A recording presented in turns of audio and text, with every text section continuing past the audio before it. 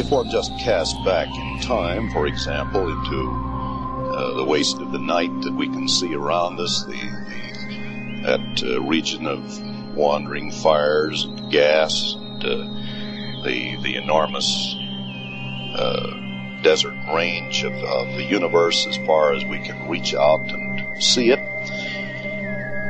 we somehow have the feeling that there's something very, very strange, very peculiar about the first emergence of life out of this wilderness, which in many ways seems so indifferent to everything that we believe in. All cities seem to have a mythical origin that is often another city, that is often some other foundation that they're recalling or aspiring to. And so many great cities of the past aspire to other places. In many ways, Alexandria, Egypt, was meant to be a kind of a more perfect Athens in some sense. So all cities really harken back to some mythical foundation. It's hard to know where that actually begins.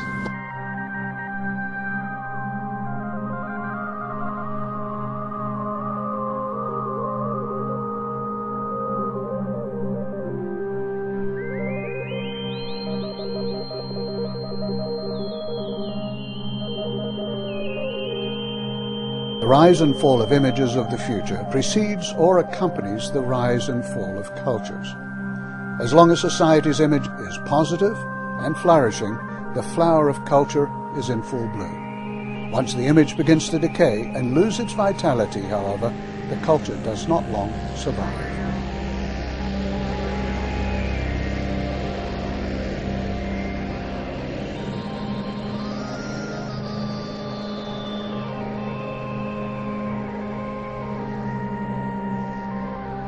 We are in a world that we don't understand anymore.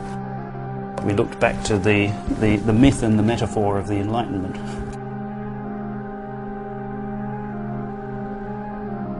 The old rules no longer seem to apply, the new rules haven't been discovered. What we need is a second Enlightenment. Now the Biosphere 2 project, having been able to recycle water, recycle sewage, purify the atmosphere and so forth, is a direct clue as to how to create sustainable communities. To be prefaced with the idea that Toynbee showed, I think, convincingly, and others, that civilizations have a lifetime, just like people have a lifetime. And that this lifetime, I think, averages something like 750 years. There are civilizations that have been cut off or truncated without achieving their potential.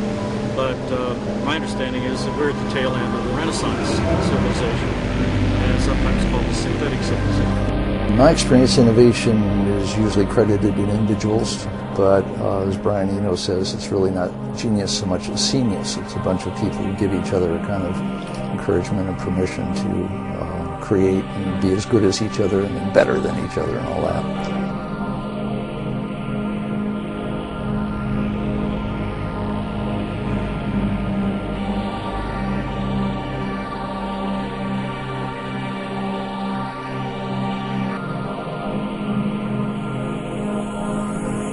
E qualunque mito, che è l'elemento fondante di qualunque civiltà, di qualunque storia, è sempre il punto d'origine, e se nutrito diventa qualcosa di vero. Whatever myth that is at the origin of history, of the origin of the culture, if nourished, becomes reality. And someone has to have the courage to draw it, to think about it, to write about it, to dream about it before you can actually build it.